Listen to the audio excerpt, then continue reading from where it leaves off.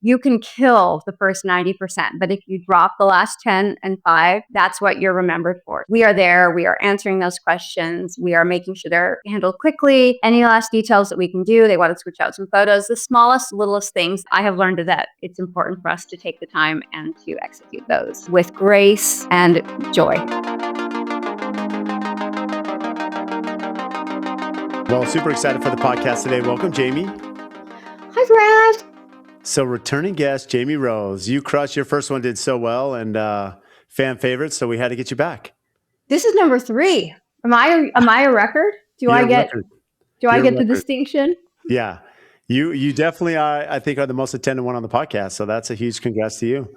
I didn't know that. That's so exciting. I love that. Thank you for telling Tell me me. about your big day. You did some filming today with Ryan out at Project Never Leaving. Project Never Leaving. We did a little reel about my favorite day as a designer, which is not the one that people think it is, which is the ending, of course. It's amazing. But we talked about the process and how when the house structure is finished and before the drywall goes in, you can see the beautiful frames and the bones and the shape and the structure. And it's inspiring to study and to know what's underneath all of the finishes that we design. And I love walking it at that phase.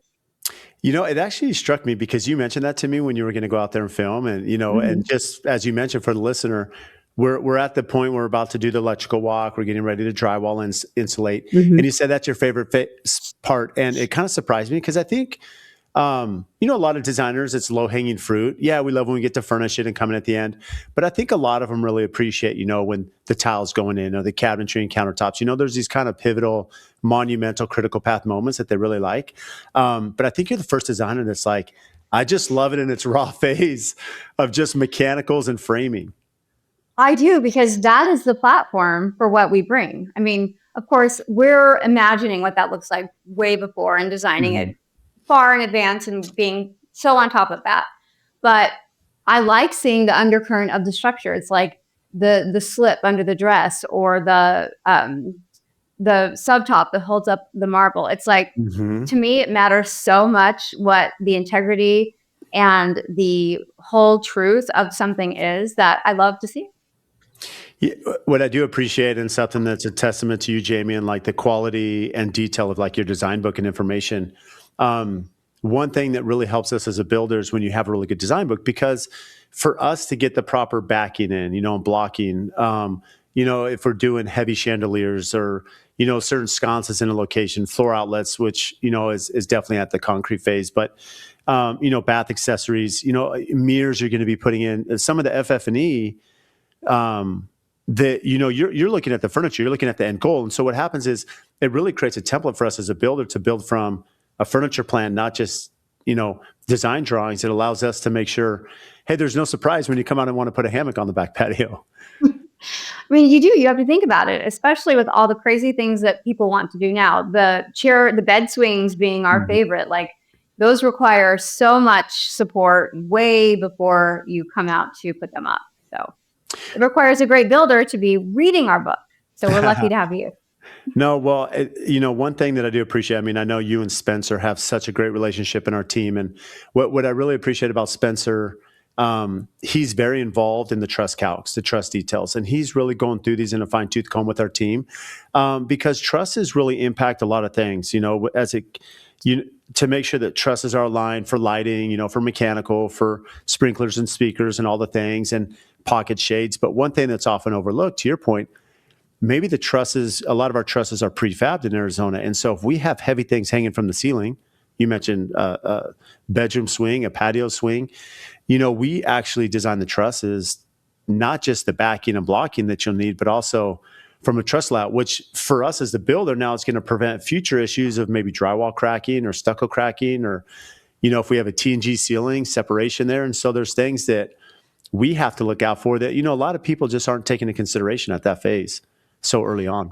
I mean, never have I ever seen anyone put as much thought into a truss as Spencer. Not ever. And what that means for you is when you have a builder who is paying attention to that, is like your can lights are in a straight row, your your HVAC ducts are in places that make sense, and like everything is thoughtful, everything works.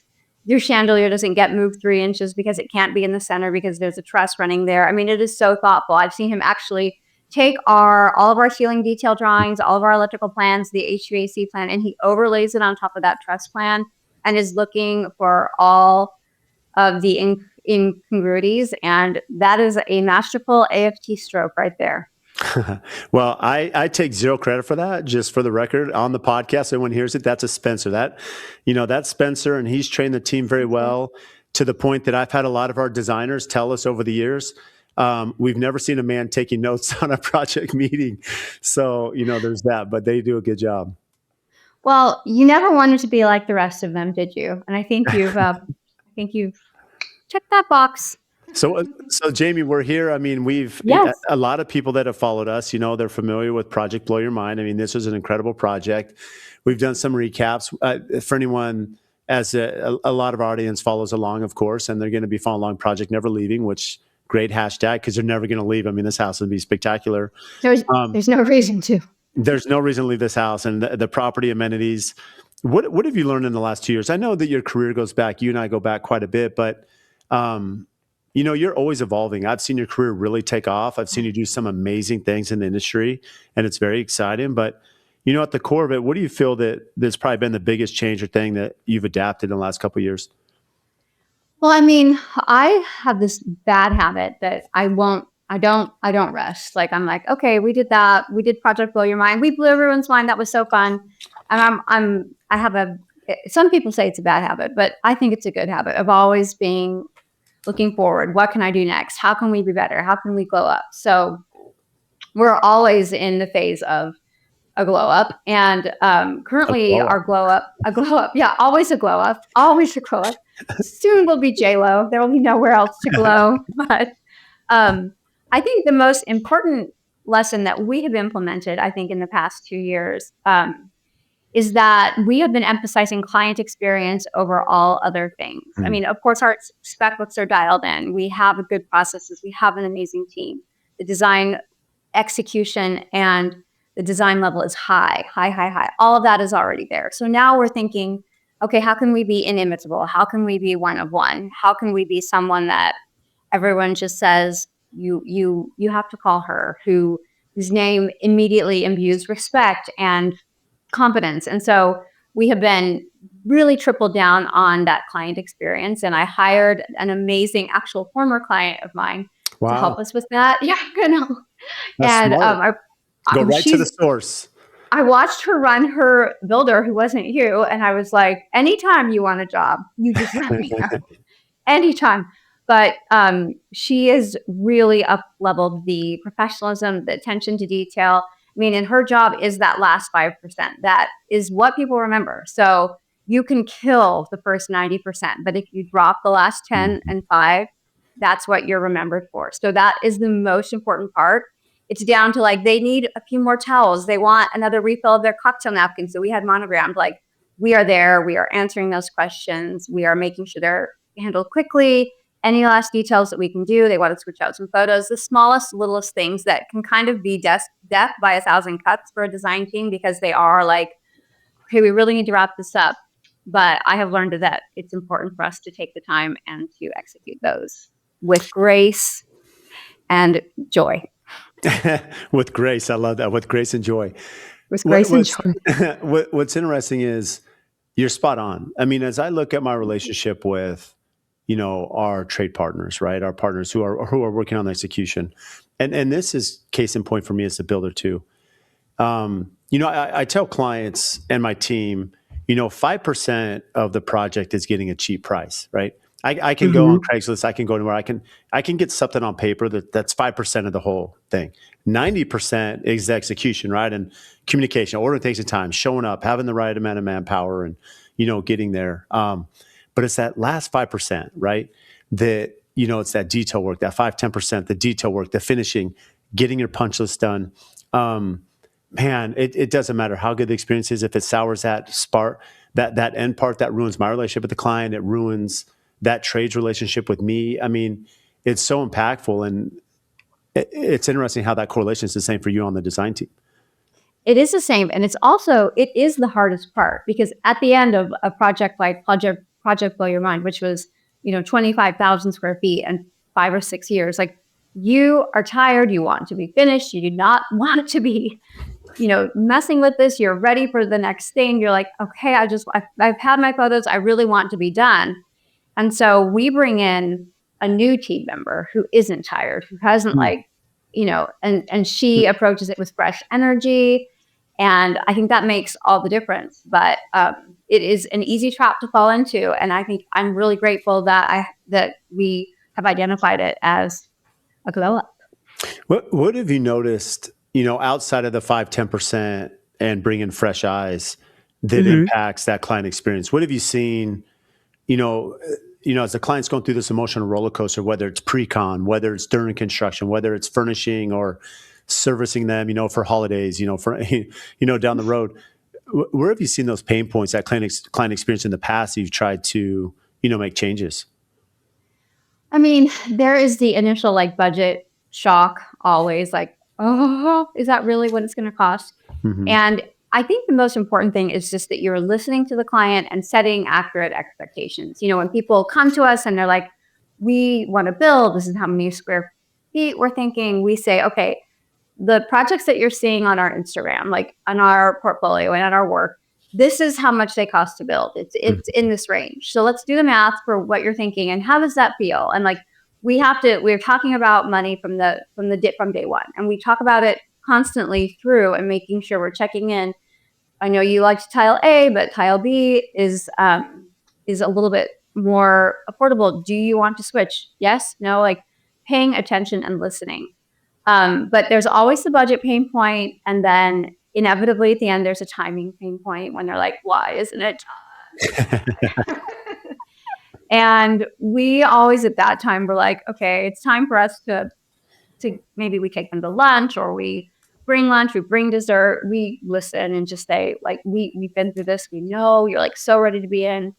And just to reassure them that there does come a moment in every build process after you move in. Maybe it's 2 months, maybe it's 2 weeks. If we've done your house, it's probably 2 days. But you're like, oh, this was worth it. I'm so glad I did it. The joy returns. And but you just have to remind them that you're there for them. And it's a lot of listening. That's the most important part of my job, is just listening. So, it's interesting. I think you're spot on with the budget. As you were speaking about that, I think a lot of times we become numb. I'm sure probably your team does. I know my team, you're dealing with large amounts, large contracts, monthly billings. And so you can become numb to some of these little incidental things that come in, right? That you're kind of passed along, and the client's like, hey, you don't want to nickel and dime them to death. But where I'm going is that I'm building my own house right now. You built your own house. I've toured your house. It's spectacular, Jaimee. The detail. Right now, you're, I think, in your husband's office. But you have this incredibly detailed home. How did building in your home change your perspective about the builder relationship? And nothing against, you don't have to talk about the building experience or the trades, but how did that maybe open your eyes a little bit more to what the client's going through, the ups and downs, the frustration at times, for you working as, so involved in the build side and then the design side, being that it's your own? it was so good for me to go through it, because the pain is real. Your house is 4 months delayed because you're waiting on a window, or the trim guys didn't show up again today. All these things, and you're going through it with them. I always tell clients who are having the budget aches that there was 1 week in the build of my house where every day was $50,000 extra. Every single day I wrote a check for $50,000. I'm and that's I'm comparing it to the price of my first house, which was $150,000 Right? Yeah. for the whole house. Yeah. And you just have to, I think it helps to remember where you came from, and that, we are building at great privilege with great privilege. And $150,000 is a lot of money. And so is $10,000. And just to have some perspective of where that came from. But that the week that everything, the $50,000 week from, Satan, it's always a story that I can tell, because I couldn't breathe. I couldn't sleep. I'm writing these checks. It was really hard. It's tough. The unforeseen's tough, because I'm sure you, just like our clients, you're like, well, had I have known, maybe I could have made some different decisions early on, or maybe at least palatably, I could handle this a little bit more emotionally, without being, so upset, or I could have planned, or maybe went to my bank early on and, strategize around this. Well, I don't think that your projects and my projects are not in a situation where you have a week where every day is $50,000 Right, extra. right, Like right, right, right, right. we are way ahead of that. Yes. I was building it in a different way, and so, but there are still weeks that we are calling our clients with one $50,000 change, Hmm. or they want to upgrade windows, and that's a much larger change. It just helps to be able to know how they feel, and it hurts. No, it does. It can hurt. When you furnish your own house, how did that, Mhm. um, how did that impact, freight and delivery and coordination and making sure? I feel like from a designer, I feel this a little bit as a builder, not as much as a designer would. I know a lot of designers I speak with, they're always worried about designing their house because it's like now everyone they feel is like going to grade them, right? Because this is your own. What would you choose, Jaimee? You're designing all these amazing projects. Did you Yeah. feel any pressures? You're, looking at finishes, selections, as well as, the furnishings. I mean, you do know that we have not yet revealed my house to the internet, right? I Like know it is. why. Well, I was working on a book, and but we have some news coming out soon where I think people are going to get to see it soon. So I'm really excited about that. Very But exciting. it was like immense pressure, and just I think the mantra that I have landed on is that a good house is never finished, and Hmm. I will never finish. We did this big photo shoot with an important photographer. An editor of Elle Decor came and did the styling. And at the end of the photo shoot, I was like, that was amazing. And also, I think I need new drapes. So I'm never going to be finished. But the pressure was real. It was high. It was intense. Are you feeling that pressure now as you're looking forward to moving into your own home? I am. Do you want me to come over and help you? Yeah, I think so. I feel the pressure. I mean, especially because I know we're going to have a pretty big open house and bring people through. And so for me, it's a few things. I think. But it's different because for me, I'm not looking at it, even though the design's important, livability and how, all these details that go in. Part of it for me is the quality, right? It's going to be people are going to be walking through. I mean, this is my model home. So this is how I'm Mm-hmm. comparing our brand as I bring, the public through and clients in the future. And, so for me, making sure that we have the time to do these details. But this is where it's tricky with clients too, because you bring up budget.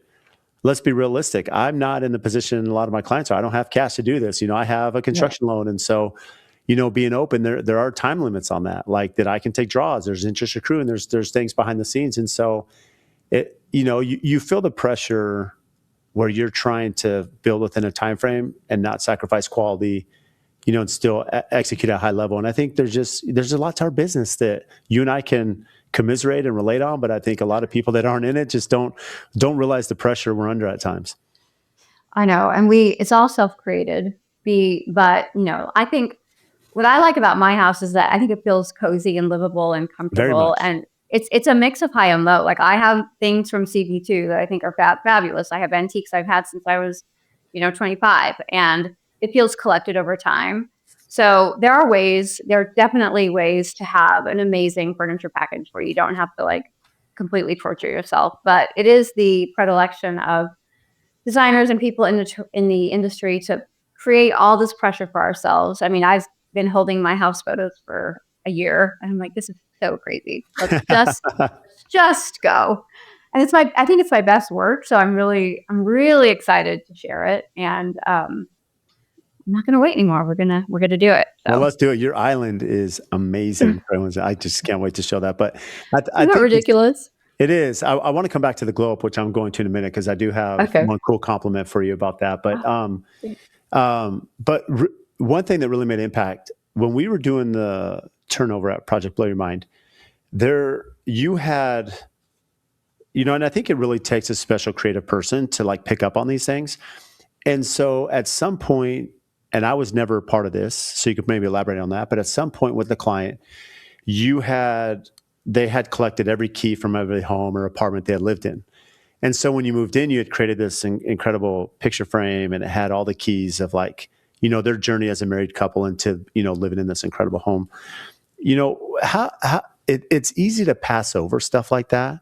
How do you make things very memorable when you're mixing, you know, a, everyone has a budget, so you're trying to figure out finishes that look great, that maybe aren't over costly, but in some ways you're going to spend money. Some things are antiques, and then some things that are very personal like that, but you're still incorporating that into the design. You have to be very, very mindful. And we do start every furnishings project with a budget, and we are looking at that. And some things we might overspend, some we underspend. But you were commenting about our art layer, which is, I think, one of our signatures. People, we're known for our gallery walls, and Mm-hmm. they always have a piece of client's personal meaning in them.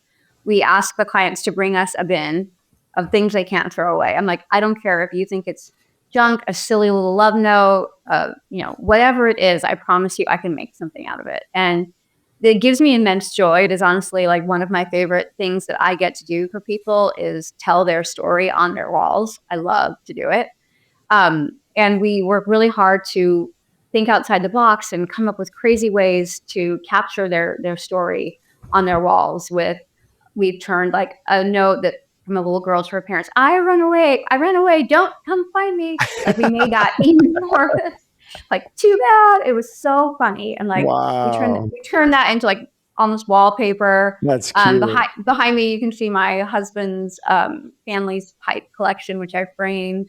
Hmm. Some little documents I found in a desk. So there are just, I mean, I think that's one of my special little secret superpowers, and I love to do it. Well, you mentioned it, and that's really unique characteristic, right? Of being able to do that in your field.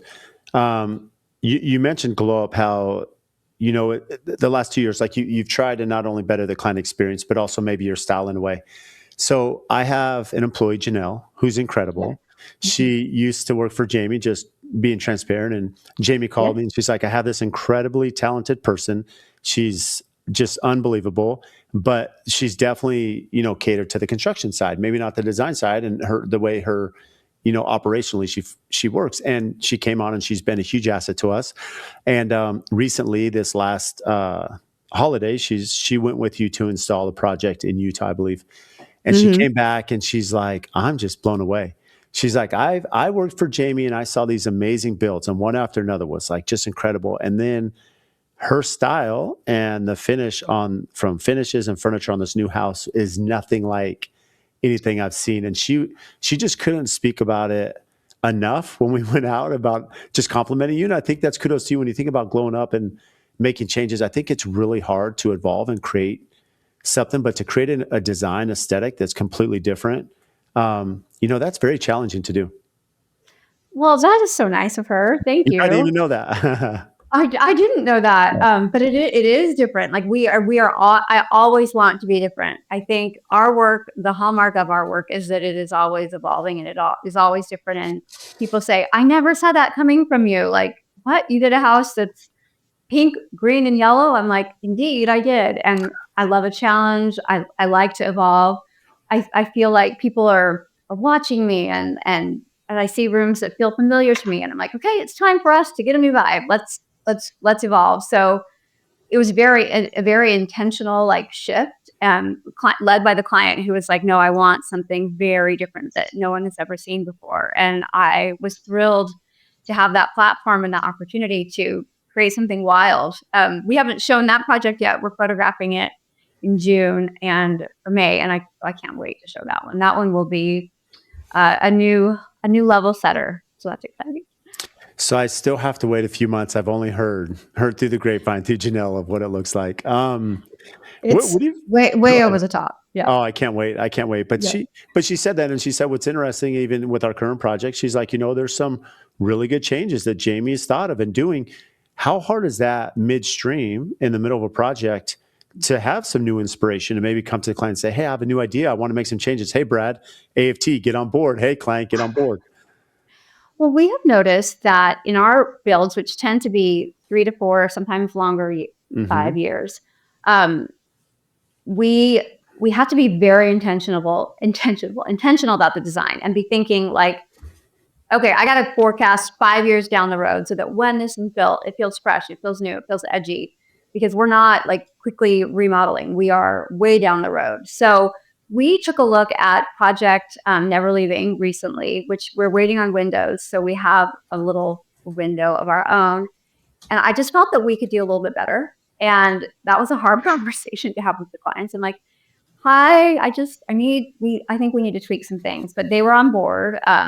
We didn't charge them to do it. And I felt like we needed to approach it a little bit more bravely, and they let us do it. And it took us about a month and a half to just give that a new breath of fresh air. But I feel better going into it when those finishes are going in, that we are setting a trend, not following one. It's amazing. Do you feel what's been your turning point? Is there a tipping point that you felt like, I'm on the right track, that, my business is changing? Yes, I think it's been the last year. And we are pushing toward more timeless design. We are looking for reference photos. We're looking to history. We're not looking online where everyone else is looking. We're looking for travel. We are looking far and wide so that our projects are coming from a different background and not necessarily a trend. Now, some of our projects are very trend-based. That's what the clients ask for. That's what we do. Great.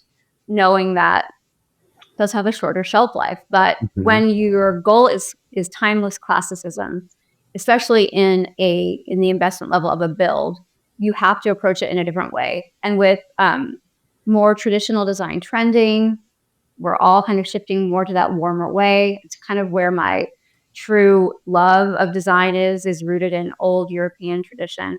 We're just going way back. And so for cabinetry details, I'm looking at antique pieces that I source or find online. And we're making sure everything has a historical envelope. And that is giving us a much stronger platform to bring life with pillows and artwork. And trends can certainly be a part of this conversation, but they're not the expensive, long, hard to change part. Does that make sense? It does. That's unique because I think a lot of us, it's recency bias, right? Something you saw on Instagram, something you saw in an article, whatever it may be. And it's hard to push yourself out of that envelope, whether it's design, whether it's systems and operations, whatever it may be. But as you think about how it relates to design, this timeless side, there's something about going to Europe or maybe Asia or other parts of the world, the Middle East, that have been around, Morocco, for years and years. And what are they doing? What are these styles that, seem to stand the test of time? Not just that, but people love and are inspired by. I know you're a big fan of Paris and all over France. I mean, how has that played an impact in, bringing these unique characteristics to these builds? I mean, I have to go anywhere. I can go anywhere and be like inspired. So I'm looking for things that are building materials, specifically like tiles that have existed for over 100 years. If a tile rep calls me and they say, we have something brand new, it's just been created, like, I don't want to know about that. No.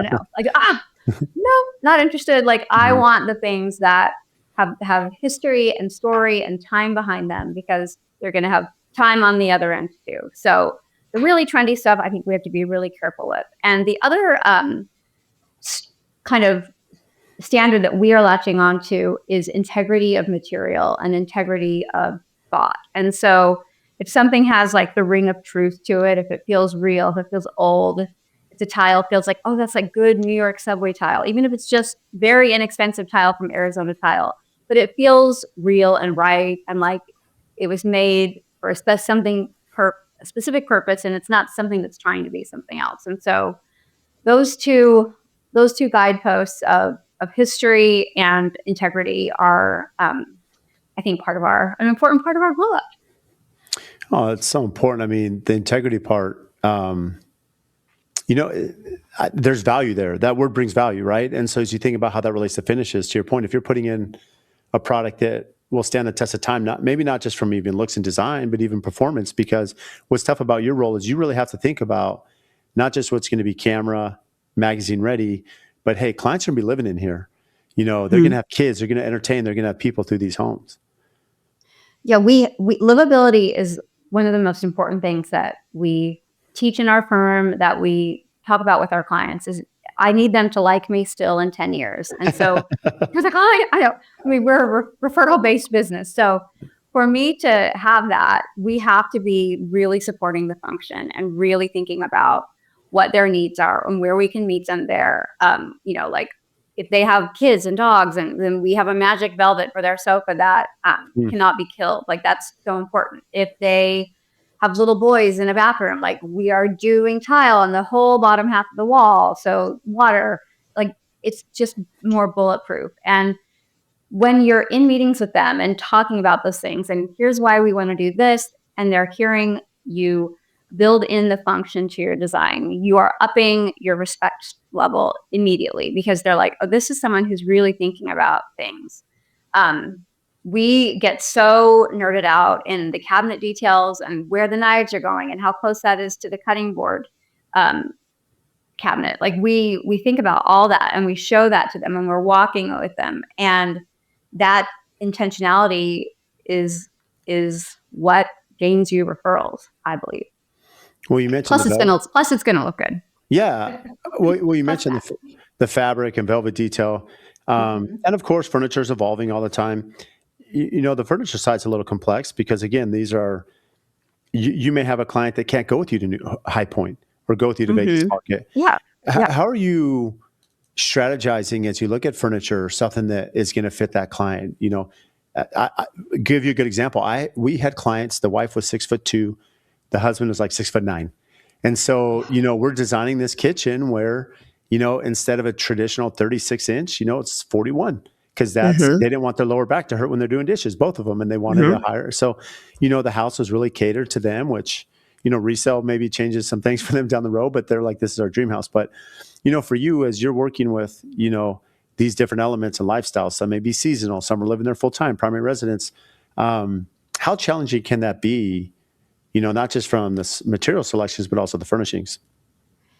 I mean, every client has different needs. And we have a funny story about one well-known quarterback who is so tall. And he's like, I've never had a sofa that was comfortable, not ever. And I'm like, well, I am up to this challenge. And so we measured his thigh bone and worked with a manufacturer to get a sofa that was deep enough. And it was also like 150 inches long, which is crazy. A normal sofa is like 84 or 96, but like that's Yeah, the size of the not space 14 feet he wide. needed. Yeah. And we have followed him. We're now, I think, at the third house, and that sofa has come along. He has found a spot for it. I mean, it is his baby. And he's like, you did it. You made me a sofa that was comfortable. So I think just having those conversations and that sensitivity, and some clients, the sensitivity is different. Some clients, the sensitivity is like, I need this sofa to cost $8,000 because my kids are going to kill it in 3 years. Mm-hmm. And I also need it to look good. And so that's a different challenge. But Yeah. an interior designer who is up for those challenges is your best bet. Yeah, a woman with a mission, especially with, I know that you're up for a challenge. What do you feel is your identity? Am I Yeah. workaholic? No. And maybe even I not personally, because I know I'm yeah, not trying to put you in a box of a certain theme no, because no, you don't have that. I'm just curious on your personal identity and how that, is representation of the Jaimee Rose brand.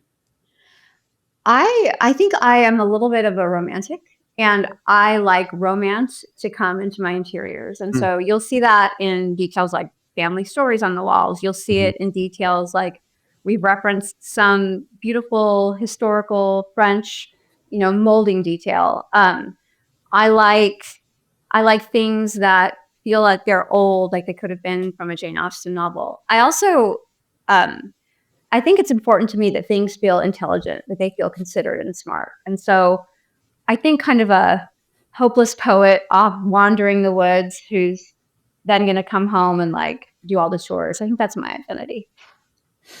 It's really good. Not to get you out there, No, that's what I was but looking for because I was curious, having worked with you and known you for such a long time. yeah, Um, I've never correlated romance into design, but like yeah. as you're speaking about that, and I've seen your style and I've seen you work with clients, it makes complete sense on how that puts together. And that's what a lot of us don't, a lot of us miss that angle, right? I mean, you're going to see that from the creative side and, from your travels and your Instagram posts and stories, it definitely makes more sense. Well, I mean, we all in life, we all have responsibilities and heavy things and routine and the Mhm. gym and all the things we have to carry that are heavy. And so I like to also bring in a little bit of magic. And I do that with design. We do it with levity. We do it with the way we approach the clients, the way we treat them, the way that we tell their story and make them feel considered and heard. And so, but you need both. You also need like a really good spec book, but you also need some magic. And I'm always thinking about how we can bring more magic How do you to feel their that? lives. Yeah, how do you feel that social media has played a role? Well, social media has given us an incredible platform, and it's completely changed the way that interior designers are marketing themselves, because the traditional way was you do a project, you beg an editor to come and see it. It sits in Mhm. a file for 2 years, and then it finally is shown, and then like 10 people see it. But now, we have developed a strong Instagram following, and we have a YouTube channel, and we have all these various ways that we get to control the communication of our work and our story and our brand. Right now, we're making a film with a cinematographer, a feature filmmaker. That's a brand film, and it has no point except for to give a vibe and to be beautiful art. And I'm so excited about that. But we get to do that because we have a publicly available channel to hear it, which is so, so incredible. Well, in fairness to you, Jamie, I mean, the reality is, you, myself, a lot of the architects who work with, a lot of us, landscape architects in the circle. I mean, it is a luxury service, right? That clients have an Mhm. interior designer. That's a luxury service. And there's an element to personality, to collaboration, to creativity. You mentioned the romance side, how that's integrated. For clients who are looking to elevate, their experience they work really hard to create these. And through these decisions, it employs a lot of people. It employs you, me. We have thousands of people that touch these projects. I mean, it's so far reaching. But at the end of the day, they're trusting you, Jaimee, with a large pocket of investment and to create their vision into reality. And so branding, personality, you mentioned the feature film, there's so much to like showcase who you are and what you believe in, your ethos and creativity, that people feel more comfortable saying, yeah, I want Jaimee to do my house. One of my big clients, we've done 8 projects together, big ones. She and I become friends, and she's like, "I got to tell you something. You got to fix your photos and the way you're showing yourself on the internet." And this was a few years ago. I was like, "What? Why?" And she's like, "You look like a snob, and you're not. You're funny. You're real. You're silly." She's like, "You look like a little you look like a John Singer Sargent painting, and not in a good way." I was like, my gosh. She's like, you need to show your personality. You're funny. You're silly. You're real. Mm. You're down to earth. You're educated. You're wild and fun. And like none of that is showing. And I was going to hire you anyway because I like your work, but I would have loved to have known that I was also really going to like you. So, while we're making our crazy feature film off in Dreamland, I'm like, are we sure? Are we showing that I'm fun and normal? Because we also have to show we have to show relatability, because you're in a relationship with these clients for like 3, 4, 5, sometimes 10, sometimes 20, like years, forever, we hope. And they need to like you, and they need to feel like you're going to be a normal person and listen and care. And so, we use every tool in our power to convey that. How did you feel when she gave you that criticism? I was grateful. I mean, I think one of my strengths, haha, is that I am very humble. And if someone gives me feedback, I am going to hear it. And I Mhm. do not listen. I always listen, because I do think we all make each other better. And so I was like, okay, thank you. And when can we get new photos done? Tomorrow. Great. But I was grateful. I love that kind of feedback. Sometimes it's hard to hear, but it's always smart to hear if you can open your mind. Yeah, I love that you share that. I think that says a lot about you. It's funny. I look back at my career and, I asked you about your tipping point, Jaimee. And I think for Mhm. me, and I've shared this on the podcast before, but, I had a client that's like, Brad, I was a superintendent at the time. And he's like, Brad, you need to keep your job sites cleaner. And really, he gave me a lot of other advice at the time, and we had a great relationship. We still do. I mean, he was incredible.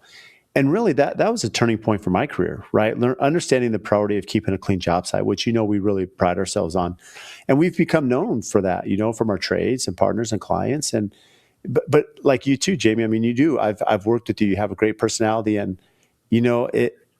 it's unfair if that's not being presented in a way where people aren't seeing that, on camera. So at least they know, hey, what they're expecting when they're working with you. Well, I mean, Ryan swept the house for me today. It was very clean. You will be happy to know it was clean, of course. But I mean, a clean job site sets a tone about expectations. And I think it's one of the most important things that builders do. And one of the simplest sometimes is to do that. But I can't remember where I was going after that. Oh, But we were yes. just talking about how the client gave you feedback, and they talked to me about Oh, clean. They gave feedback about, your personality and how, you come off as a snob was their words, but you actually are mhm. fun. Like people can feel that from this episode that there's a lot of personality behind Jaimee Rose. I know you like to have fun. I know you love bugs and insects a lot, and so Oh, no. yeah. Well, I mean, we're like, okay, let's show, like, we made a music video at Mhm. Project Blow Your Mind. We danced on the internet on a reel. Like, there are ways to show that that working with us is going to be a different experience. Do you feel your leadership style has changed owning a business? Oh my gosh. I mean, did not have a business degree. I had a journalism, I studied journalism and then I went back to school for design. So I had to learn to be a business manager, which was the hardest lesson because the design was innate and design is creativity. And that is easy for me, gratefully easy. But like running a team that is constantly growing, a team that is constantly changing, that is usually a little younger, I mean, that is hard. And I think I've had to grow so much in that aspect. I've hired coaches. I've had to learn and coach myself and find internal supports. And those are hard lessons to learn, but so important because the team I have now, I mean, they have a different leader, and I'm glad to be a different leader. But hard lessons right there. It's tough. I think, um, personal evaluation, company evaluation. I mean, these are tough Mm-hmm. things. I mean, we could speak about it pretty lightly, I think, over air, but at Mm-hmm. the core, I would imagine there were some painful points, because I know in my journey there have been like some really hard times. And, I think even outside of the personality or leadership side, I can tell you today that the client getting an AFT home today is going to be much better than 2018, right? And Yeah. 2022, the experience is better, the quality is better, the process. These things evolve. I think in some ways, my style is much better today than maybe it was back then. And how I converse with clients is different. And a lot of it's just human evolution, right? And business evolution as business owners. But oh, Jaimee, I'm sure you could look back at some pain points, without unless you want to be specific. Share one. I have a good takeaway, like something concrete that anybody listening can take home, which was a good lesson for me to learn. Because when you own a small business with typically builders and designers and architects, you start as a small business. Your employees become almost like as close to you as a family member, a Mhm. spouse, like they're your people. And so when something hard happens, when a client is upset, when there's a mistake in order, when something goes wrong, like you go to that person and you're like, oh, this happened, like, oh.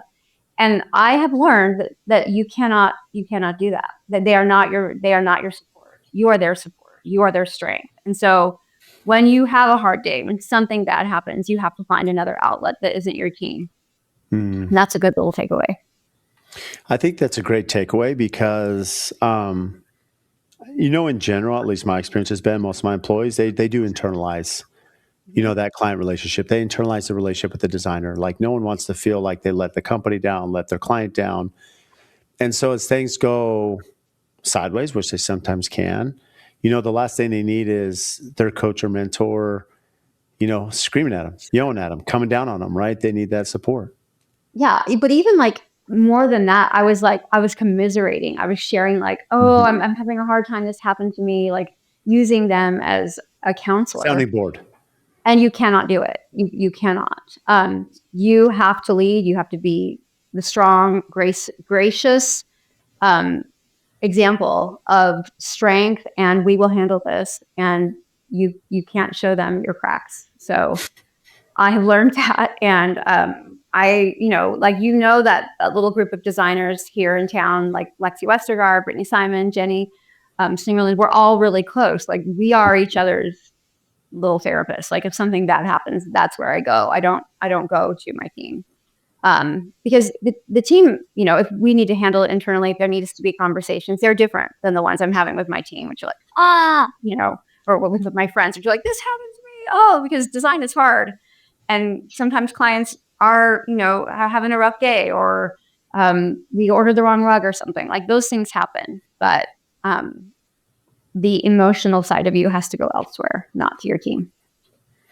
Yeah, I was going to ask, because I know you have that group. I mean, and that feedback and that advice is really important because it's easy in a small environment where you have friendships that you can commiserate with your team. And, it's sometimes maybe share too much where, yeah, our role really is to be that optimist, for lack of a better word. Like, hey, we got this, we're going to figure it out. And even if the client's pushing back or being unreasonable, or maybe it's our fault, they're unreasonable, you have to have a group of other professionals that are going to, talk you off the ledge and be able to at least hear, those painful conversations and days you're having.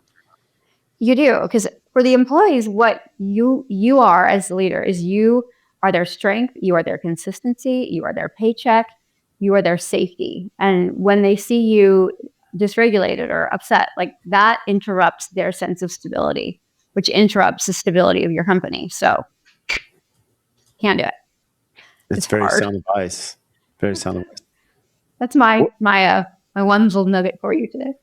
What are some things happening right now that are exciting for you?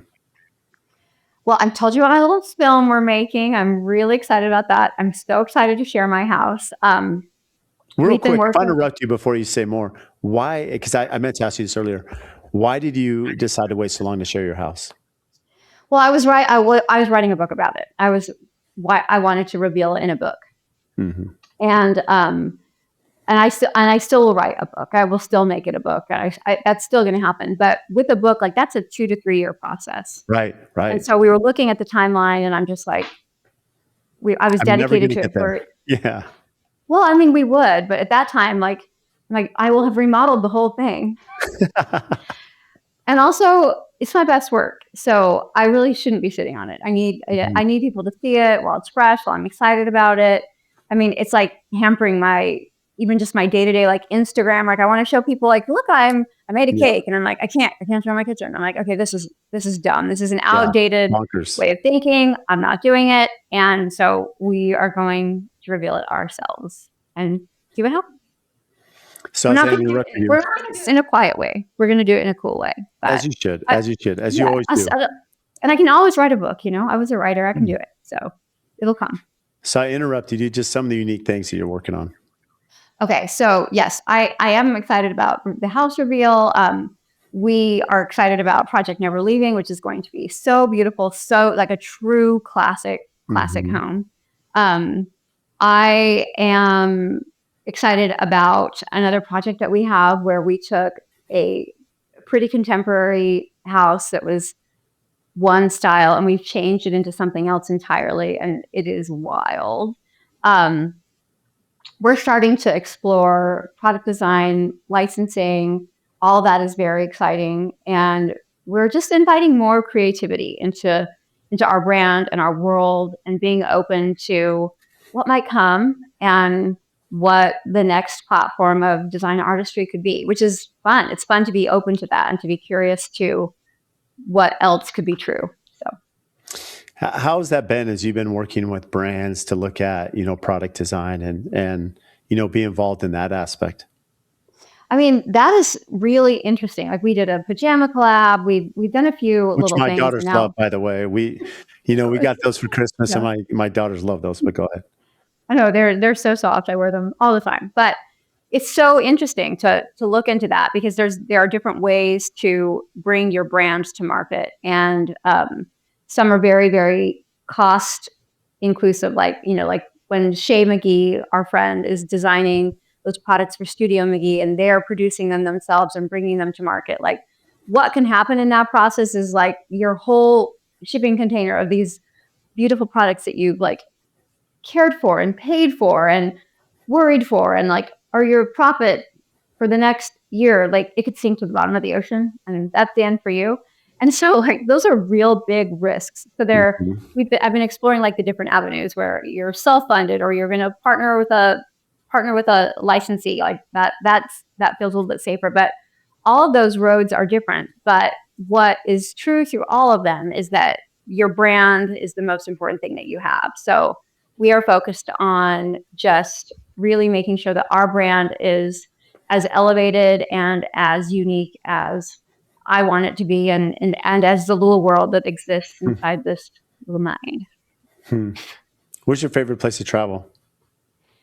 Well, of course, it is Paris, always Paris. But So I was right. There you I go. secret no, I actually really like London. I mean, there's something about the suits on those British suits and the way they Yes. speak, and everything is just like a little bit more well behaved, and Mhm. the architecture is ridiculous, and um, they just have a little bit, everything is a little bit extra and a little bit more like, how can we do this the right way? And like, even just the way they speak, and it's very disciplined. And there's something about that that appeals to me. Mhm. And I don't know, I'm into it right now, exploring new places and having crazy adventures. I went to It's Provence for the first time, and that was like, oh, here's where all the antiques are. Great. I will be back. right. Provence Oh, is yeah. amazing. I was fortunate to go to Provence. It's a beautiful place. I didn't know. I was like, okay, yeah, great. I'll be back. Love it. It's Hmm. funny because I'm a huge fan of even though I wouldn't say because I'm in a t-shirt right now, but AFT t-shirt. But I love wearing a good blazer, and actually most of my suits and blazers are from Charles Tyrwhitt, which is Yeah. from London. Like Hmm. they're all throughout London, and I think they have I know they're New York and DC and Chicago, but Yeah. um, it's a great product. I don't know. There's something about their style, and I can agree with where you're going. I really enjoy that British, from a male perspective, the suits and that style. Yeah. And also, I mean, like that British tailoring, they just give everything a little bit Yes. more thought and polish, which I think is something that we want to do in our brand. But I'm also like, a lot of the design trends are being led out of Australia right now. And so Mm. we're watching that. But we're Why also, Australia? I don't know, there's something Just so about the much way influence because there's people from all over the world. Like it's a pretty melting pot, or I think they're just a little bit ahead. I mean, when we saw like this little wave of maximalism that just kind of came through, it was like pinks and greens and lots of color and gold stone and a little bit mid-century and a little bit Palm Springsy. Like that all came via Australia. And so now I'm trying to figure out, like, we're working on like, okay, where's the next wave coming from? Because now we have this traditional wave coming through, which I think is it's not really a wave, but like a good string. But some people are going to go really hard into like the cottagecore grandma land, but we're not. We're gonna know when to hold them, know when to hold our cards. But somewhere else in the world is going to be suggesting the next thing, and I don't know if it's. I mean, we had a big Mexico City moment. I don't know where it's coming from, but I know that I'm looking, and I think that's the strongest place that you can be in. yeah, that curiosity is what drives you. I do. I like to learn. I mean, I was a newspaper writer. I was a journalist. Every day I was like, what's going to happen today to me? Where am I going to go? And I still like that. My Did team you? doesn't like that I like that, but I like it. How do you feel that journalist background gave you an upper hand or edge?